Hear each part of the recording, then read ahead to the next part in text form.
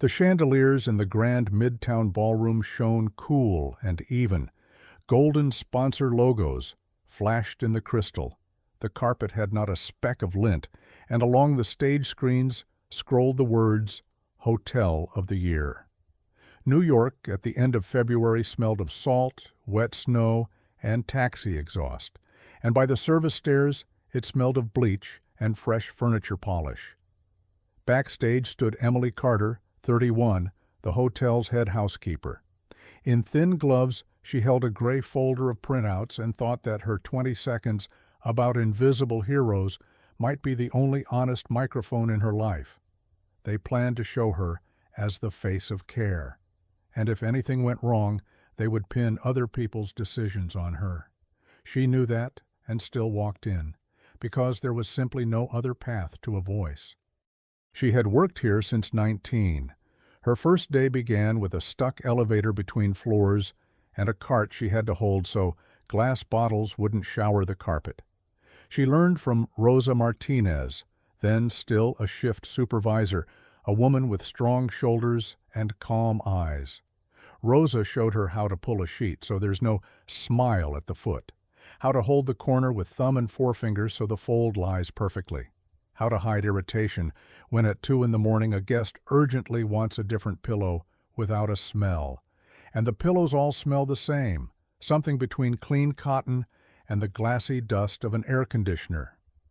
Emily learned fast. She spoke little, memorized with her hands. A year later, they put her on the busiest floors. 2 years after that, they gave her a crew of 8. Not because she smiled better than others, because she could hold people together when their legs hummed, and speak to the point when everyone else frayed. Her guilt wasn't anger, but quiet weakness. In January, HR sent an updated schedule, a table with tardies punched in red for past shifts. The document was dated the 14th, and at the bottom it said, effective from the 12th. Those who were late on paper lost their bonus. Emily signed. She stood in the little HR room where the ceiling unit droned, and a guy in a Yankees cap kept saying, "I'm sorry, but that's the instruction." She feared a scandal and being fired. She thought, I'll fix it later, not now. Later didn't happen. Instead of later came overnights with extra cleaning due to the event. The same faces at 3 a.m., white sneakers by the door while kids were still sleeping, and short whisper talks about how this month didn't add up again. Emily's life was scheduled in details few found important. A one-bedroom in Queens, low ceiling, peeling radiator by the window, a stair that creaked on the 3rd step. Aunt May, 64, a woman with soft hands and a tired voice, who once stood in for Emily's mother and now lived on their window couch because it felt safer after the hospital. 9-year-old nephew Jaden, his room with Mets posters, a coin jar on the sill where he saved for a glove. 8 women on the crew, Nia, whose nail always split under the glove and hurt, yet she stayed quiet. Sandra, 49, pulling shifts for 2 without extra words. Yolanda, who sometimes whispered translations for those who struggled with English. Lynn, whose husband did flex gigs and often didn't show to meet her at the stop because he got held up. Lately, their eyes had a new kind of tired, like people who stopped expecting the system to change. Emily saw it and pretended she still believed, because otherwise, how do you live? The hotel was preparing a party. Banquets rolled carts with glass pitchers and bottles, ice cracked in the kitchen, servers rehearsed routes, out of the kitchen down the left corridor, then right to the Tiffany room, then to the VIP tables. Scott Hale, the operations director, walked the hall, tall, well-groomed, with the even smile of a man used to the words efficiency and standard. He liked to say everyone was family. He could make anyone believe in 3 lines that everything is under control. He nodded briskly, glanced at his tablet, shifted server placements on the fly. People looked at him like at a heavy object. A safe, say, it sits there and you work around it. The morning before rehearsal started at the service entrance. Emily came earlier than the rest, at 5:40. The guard looked up, said, "Ms. Carter," and nodded. The air was damp, smelling of bleach and wet mats. She climbed to the little HR nook where the ceiling unit droned and a bulb flickered in the corner. Behind glass sat Tom, the Yankees cap guy, forever just following orders. "I need the lists of overtime and bonuses for January and February," Emily said. Tom glanced at the monitor, blinked, and said, "After the ceremony, that's my instruction." "People are already borrowing for subway fare," Emily said. "I don't decide things," Tom said. He didn't look mean, he looked convenient.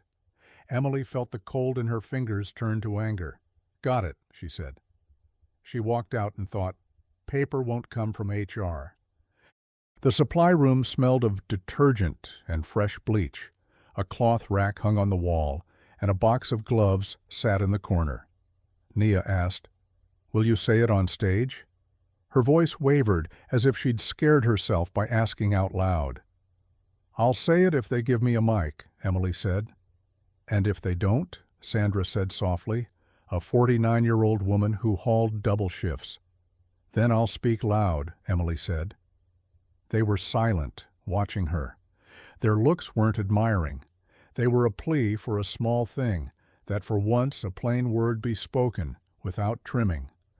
At the kiosk on Lexington Avenue, Rosa Martinez was already there, with a flat folder in her hands and that look she'd used to steady sobbing newbies on overnights. "Drink water, breathe, I'm here." Rosa had been let go a month earlier, by mutual agreement, so fines could remain on paper without a living face. "You signed back then," Rosa said. "I know," Emily said. "And you kept quiet," Rosa said. "I was scared," Emily said. "And now?" Rosa said. "Now I'm not," Emily said.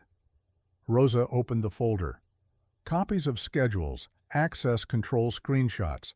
There are no late swipes, but there are fines. Here's the memo dated the 14th that says, effective the 12th. It takes 5 minutes to check," Rosa said. "If I walk out with this, they'll throw me out," Emily said.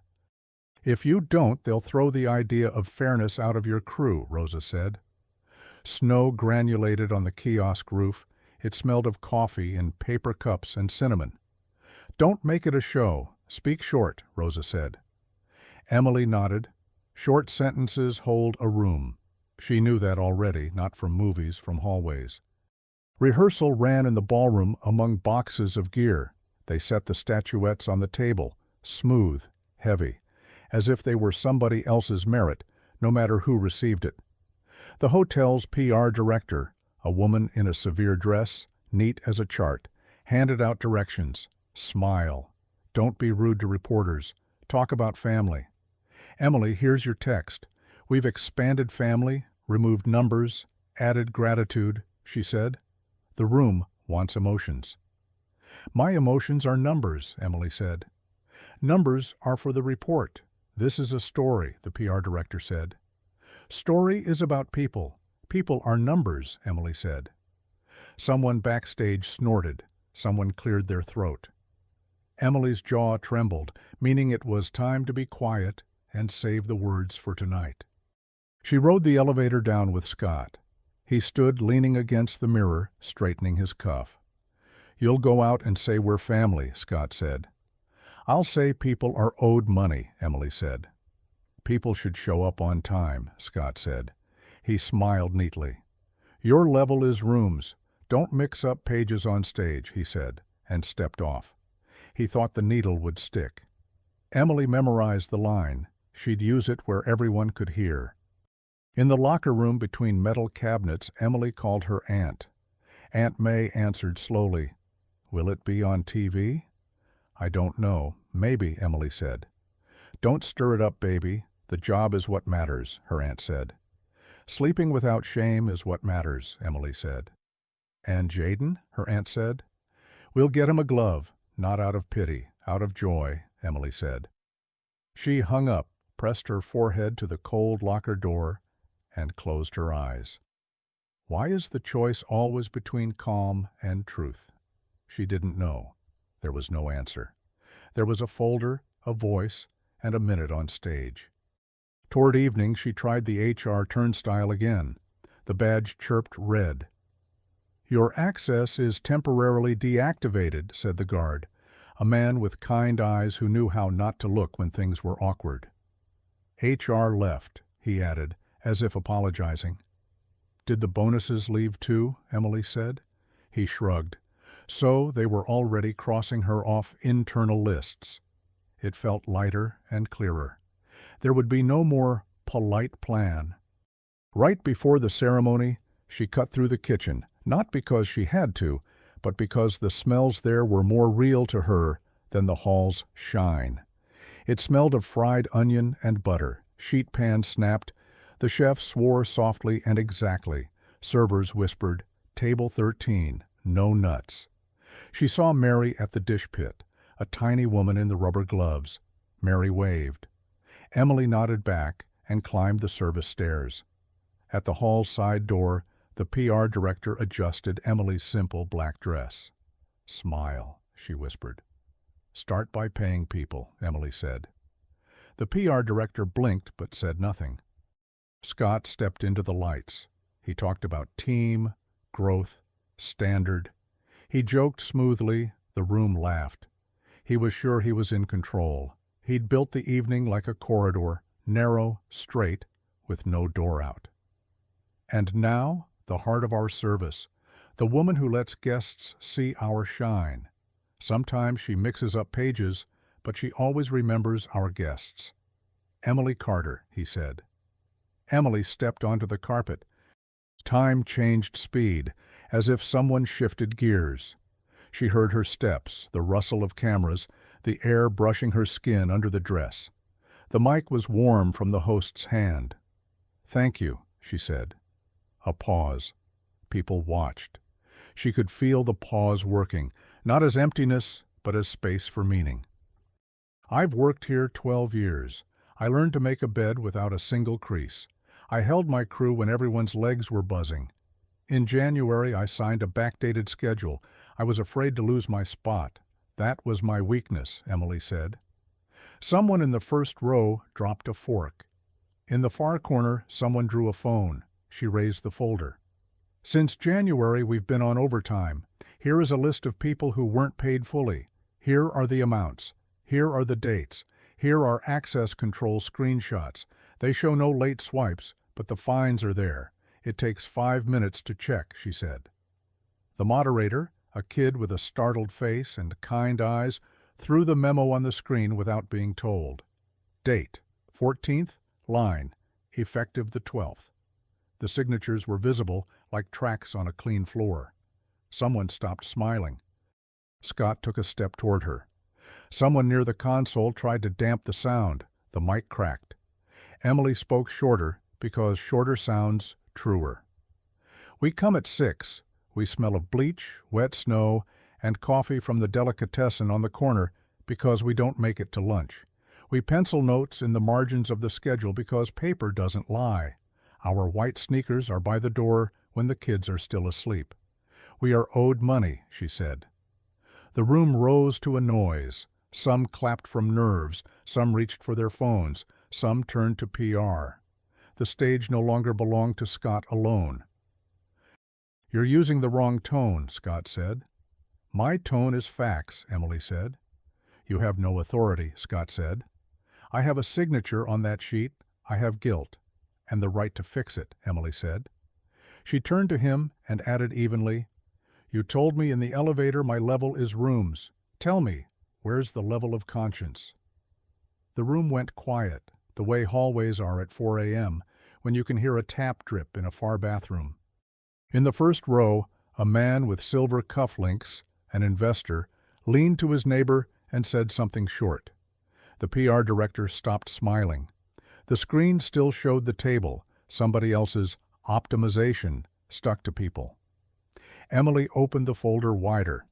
"Here are the overtime copies. Here's the fine register. Here's a dictated write-up.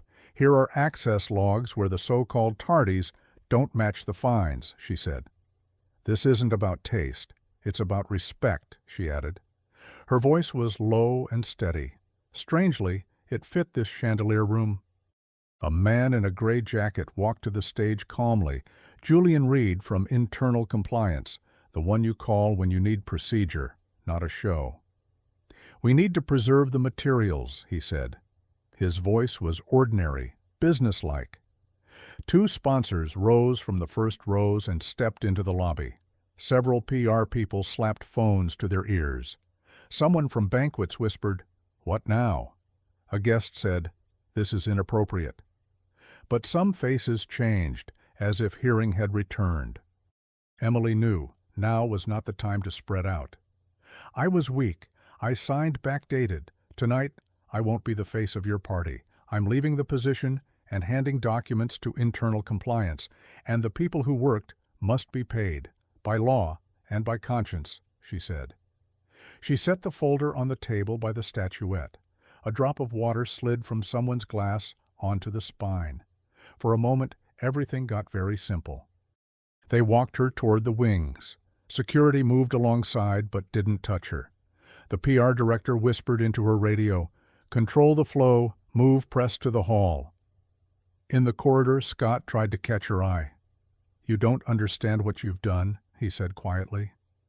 "I stopped mixing up pages," Emily said. He stepped back.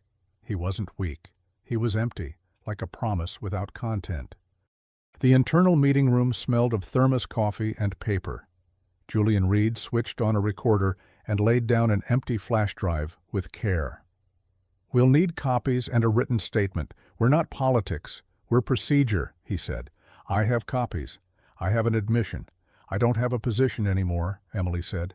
"Positions change. Documents stay," Julian said. He didn't smile. That was right. By the service door, draft through the cracks, the smell of wet rubber, the crew stood waiting. "Thank you," Nia said. "I thought you wouldn't go up," Sandra said. "Ahora sí," Yolanda added softly. "I thought that too. But I went," Emily said. They were quiet. Outside, the M42 bus hissed at the stop. Someone cursed into a phone. A FedEx truck honked. "Home," Emily said. Her badge didn't work at the staff turnstile. She had to walk out through the front lobby. She crossed the carpet like a guest and thought it was a little funny. On the bus, she hugged the empty folder. Her phone buzzed. "Stay strong. Saw the video. Proud. Be careful." A short "saw it" from Rosa. Emily replied, "Thank you." Outside, a dark river of streets flowed, signs smeared in puddles. People hurried as if nothing had happened. Something had happened. Inside. Isn't that enough? At home in Queens, a cheap desk lamp glowed. A white mug stood on the table. A bagel and a tub of cream cheese lay beside it. Aunt May slept on the couch, under a throw. In the small room, Jaden breathed softly. Mets posters hung on his wall. On his table lay a beat-up baseball card like a charm. Emily set the kettle on, pulled her notebook closer, crossed out extra shifts, wrote "Sunday off." She took a pencil and slid it into an empty clear sheet protector, a reminder that paper would keep speaking for her. A glass jar of basil stood on the sill. The green stretched toward the cold pane and smelled fresh, like a promise of a simple future. She sat on the stool and, for the first time that day, let herself sit without perching on the edge. Morning was gray, but the apartment felt a bit warmer, not in degrees, in feeling. Aunt May asked, "So what now?" Emily said, "Now it will be long and right." She didn't explain. She made oatmeal, put a bowl on the table, heard Jaden's feet in the hall. "You got home late," he said. "Yes. Today we're going to look at gloves," Emily said. He nodded very seriously. It became a plan that warmed better than the radiator. One day pulled another. Julian Reed called first. He spoke clearly, but not coldly. "We preserved your materials. We'll need a couple more clarifications. We'll reach out to others," he said. "I can give you Rosa's contact, and I have a list of shifts with turnstile logs," Emily said. "Send. And, heads up, HR will call you for formalities. You understand," he said. I do, Emily said. Then an email from HR. Your status is under review. Your access card is suspended. Please return your uniform. It was neat, like an equation. The group chat housekeeping crew boiled over with crooked hearts and short lines. We're with you, Lynn wrote. Video all over Twitter, Nia wrote. My brother called. He saw it on the news, Yolanda wrote. Don't write too much. Let's just hold steady, Emily replied. She didn't want a march. She wanted a simple outcome, pay the people who worked. Everything else was noise. That evening, she and Jaden went to Mitchell Street, to a sporting goods store that smelled of leather and rubber. The clerk laid out gloves. This one's softer. This one needs breaking in, he said. Jaden tried them on, squeezed, winced. This one's mine, he said about the one that smelled a bit sharper. Emily paid, not out of pity, out of joy. On the way home, they stopped at a cheap slice place and shared one piece. Jaden ate and kept quiet like a grown-up. You won't quit? He asked suddenly. I already did, Emily said. He nodded. Then we'll be home on Sundays, he said. We will, Emily said. It wasn't a promise to the world. It was a promise to herself. The next day, Rosa called. Compliance asked me questions. I told them what happened, she said. Thank you, Emily said. Listen, there's a worker center on Queens Boulevard. They run meetups for folks with pay issues, not lawyers. They teach you how to write letters and what to demand, Rosa said. I don't want court. I don't want a procedural saga.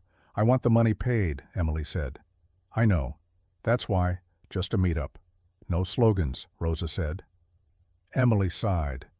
Okay, I'll go, she said. She didn't like generalities. She wanted steps. The meetup was in a small upstairs office over a sushi bar, smelling of rice vinegar and coffee grounds. A map of the neighborhood hung on the wall with dots, bistros, cleaning companies, auto shops. A woman in a sweater explained how to write a demand letter so the addressee can't pretend they didn't understand. She talked about plain lists, dates, hours tallies.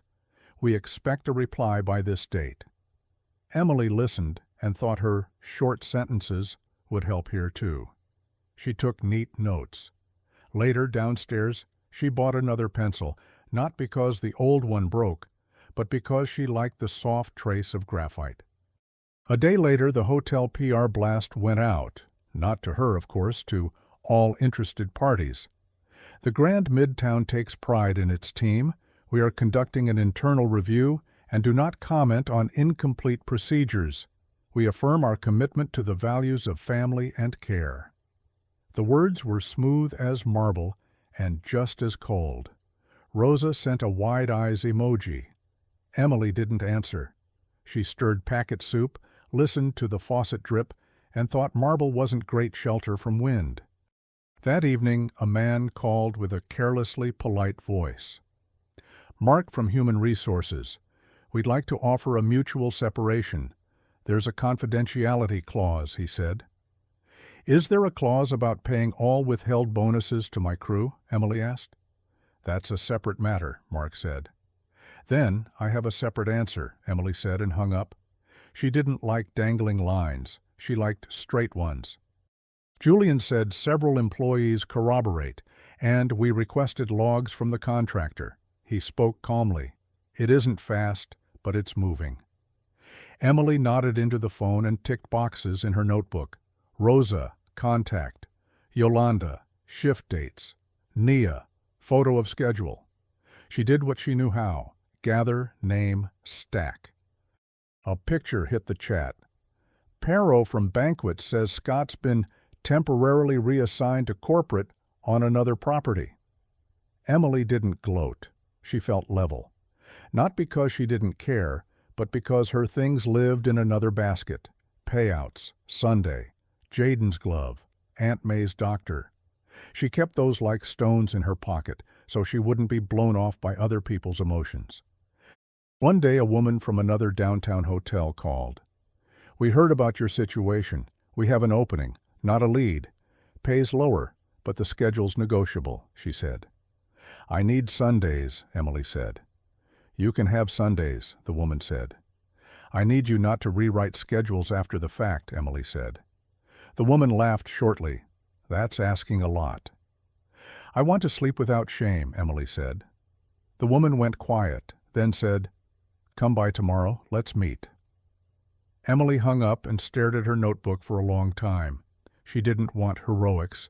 She wanted the simple, and knew the simple is often the hardest. Julian emailed, Preliminary checks confirm irregularities. An internal announcement will follow in the next days. 2 days later, truth peeked out from under marble. In connection with an internal review of accounting practices, the Grand Midtown will initiate compensatory payments to housekeeping employees for January-February. Disciplinary fine practices will be reassessed. The text was polite and blurry. Inside it was the main thing, payments. The chat exploded with hearts. Nia wrote, They said they'll call. Yolanda sent a jacket with confetti. Sandra sent nothing. Then, quiet crying in the kitchen, kids asleep. Emily sat at the table and slowly crossed out the word wait in her notebook.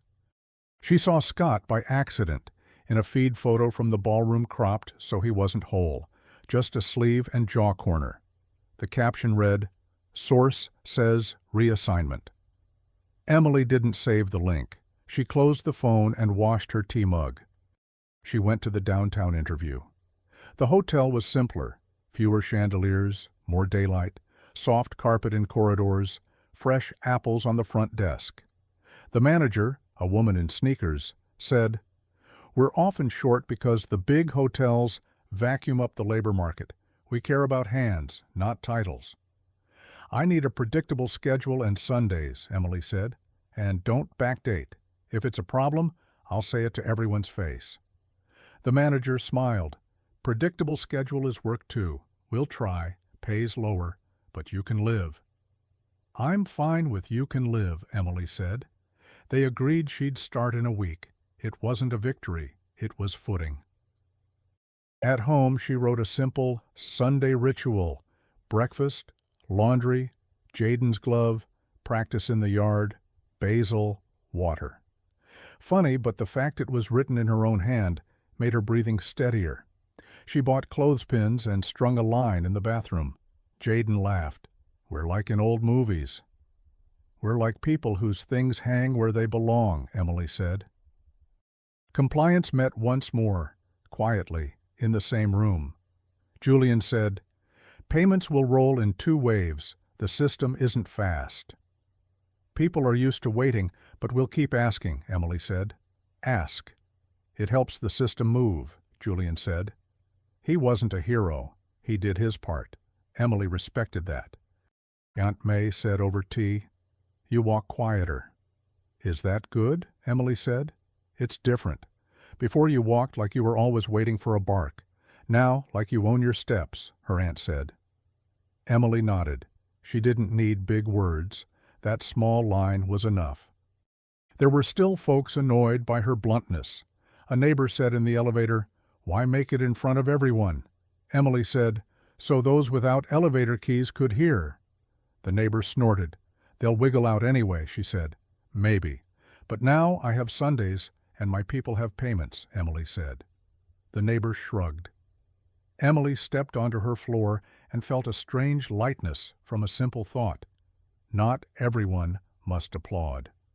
Sometimes at night she dreamed of the ballroom and the mic, but those dreams no longer carried panic. She started to speak and woke because the silence got too thick. She sat in the kitchen, clicked on the lamp, took her pencil, wrote dates, wrote short, like handing off a shift to herself, called Nia, okay, called Sandra, money posted, Rosa, meet Saturday. Paper gave shape to life. One evening Rosa brought pastries from a panaderia on Jackson Heights. They sat in the kitchen and Rosa said, Notice how everything trembles in people who are used to silence? You name the amounts. They slap inappropriate on it. They love that word, Emily said. You know what's inappropriate? Erasing other people's work with a rubber, Rosa said. Emily smirked. They drank tea and stopped talking about the case. They talked about rice with beans. That mattered more. HR emails still came, neat as tablecloths. Your case is closed. Your duties are terminated. Please return uniform. Emily washed her uniform carefully, folded it, took it in, and returned it against a receipt. The counter felt awkwardly quiet. Tom from HR said, "I'm sorry." "Me too. Sorry you're always just following," Emily said. He lowered his eyes. She wasn't angry. She was just naming things. Home got more comfortable without any big effort. Jaden stopped asking if she'd be home on Sunday. He started taking it for granted. Aunt May sat by the window a bit longer because Emily stayed near until dark. The basil on the sill shot up and smelled stronger. Emily caught herself at a tiny thing. She no longer rose from the stool on the run. She finished her tea, then stood. One evening she saw Scott on the street. He walked with someone, talking fast as always. He didn't notice her. She felt nothing. No anger, no triumph. Just a man in a blazer. He came from a world where the word family was stuck onto bonuses like a label. She no longer lived in that room. The new hotel job started quietly. The corridors were short, front desk staff greeted by name. In the kitchen, they split pizza evenly. The schedule hung on the wall. They rewrote it only forward, not backward. On day one, Emily penciled in Sunday. The manager in sneakers passed and said, "I saw your story. If anything, say it quick." "I'm used to speaking," Emily said. She walked down the corridor, counting steps between doors. 13, turn, 7 more. One afternoon she ducked into a store for bread and heard 2 women in line. "She's the one from the video, from that hotel." Emily pretended not to hear. She didn't like videos. They were a shop window where other people's decisions were displayed. She liked what came after. Quiet changes, nobody photographs. The payments didn't arrive all at once, but they arrived. Naya first, then Sandra, then Lynn. Hers hung at the bank, as always, but posted 2 days later. Yolanda sent a smile and pictures of checks, 3 lines like 3 exhales. Emily filed the little news in the notebook under "Done." Not victory, just done. On Saturday she met Rosa at the same Lexington Avenue kiosk. Snow had turned to rain. It smelled of wet asphalt and coffee. Rosa said, "You're different now." "I'm more tired but straighter," Emily said. "I took a job at an office cleaning company. It's boring, but no circus," Rosa said. "Boring is a luxury sometimes," Emily said. They were quiet. "Thanks for the folder," Emily said. "Thanks for the voice," Rosa said. It was a trade where both got exactly what they wanted, paper and voice. Sometimes in the evening, Emily stepped onto the fire escape and just stood, listening to the city. Tires hissed on wet streets. Somewhere music played. Someone laughed on a neighboring balcony. At such moments she thought how strange life is. You have to walk through a chandelier hall to be able to sip tea in the kitchen in peace. You have to speak into a mic so you can later be silent without shame. You have to lose a badge to learn to open doors from the other side. She didn't become an activist, didn't join rallies, didn't write manifestos. Her life was in plain lines. Sunday is free. Don't rewrite after the fact. Pay the people who worked. If someone asked advice, she said, "Gather your paper. Speak short. Don't promise what you can't do." That was her code, taught not by theory, but by the practice of corridor life. Spring came to New York quietly. First the puddles cleared, then the last ice shells fell off the branches. The basil shot up and smelled stronger. Jaden snapped the ball into the glove more cleanly each week. Aunt May laughed more often, sometimes for no reason. "Because the silence at home changed," she said once, as if reading Emily's mind. Emily nodded. She loved when silence changes quality. People sometimes asked, "Don't you regret it?" Regret is what people love when they drag the past into the future unchanged. Emily answered, I regret signing back then, the rest was right, and added, it doesn't erase the past, it gives back the right to speak honestly to yourself. People nodded in different ways. Not everyone needed that right. She did. She kept that folder, not as a fetish, as a tool. Inside, she left one empty sheet protector with a pencil tucked in. Sometimes she took it out to remind herself, paper doesn't lie. She kept the folder on the top shelf next to the first aid kit. They were the same category, things you reach for when it's time to mend. One evening, she went by the old hotel to turn in the uniform and pick up a receipt. The lobby was the same, polished smell, clinking glasses, magazines on the counter. The PR director passed by without looking. Tom nodded. A server rolled trays. Everything was as before, and not hers. Emily stepped out and drew a breath. The air was cool and honest. She walked to the bus, hands in her pockets. A taxi slid by. A news ticker crawled on a storefront screen. The city lived. At home, she switched on the lamp again, poured tea, set the notebook beside her. She wrote, Sunday, Park, Glove, Aunt, Dr. Tuesday Basil, Repot. She dropped a tiny check mark at the bottom, her quiet way to congratulate herself. She wasn't a heroine. She was a person doing what she could where she stood. And when she went to bed, she didn't want to run from herself. Late in spring, when the air turned warm and light, Nia called. Can we meet? I want to talk about hours at my new place, she said. Of course, Emily said.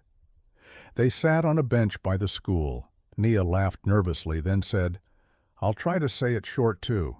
Not like you, but at least to the boss. Say it like you. That's better, Emily said. They talked through small steps. Who writes, what to ask, where to stash copies. It was their little discipline circle, no placards. Emily believed in circles like that.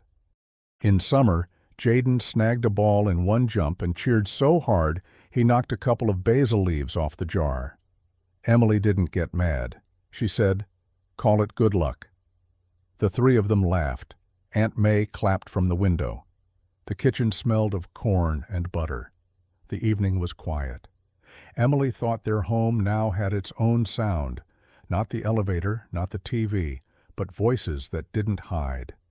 Sometimes the ballroom flashed in her memory, not by chandelier light, by the silence after her question. Where is the level of conscience?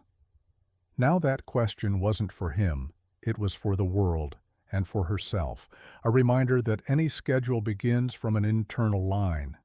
She knew life wouldn't stay right forever. There will always be someone who says, after the ceremony. Someone will always type, effective the 12th, under a date, 14th. But now she had what can't be backdated. Sunday, a glove, basil, the right to say no when the word family is pasted over fines. She sat at the table, drank tea, and looked at a clean notebook page. It doesn't erase the past, she thought. The backdated sheet would remain. That night would remain. The chandeliers would remain in photos. But now she had something even inside. It gives back self-respect and sets boundaries for those who are used to stepping on people, she thought. Sometimes you lose a spot, but you find footing. She finished her tea, washed the mug, turned off the lamp, and went to bed. Warm rain fell outside. It kept falling, as if you could still start from a clean page at any time. A clean page doesn't appear by itself. You take it in your hands and fill it, with short sentences, with facts, and with the silence between them.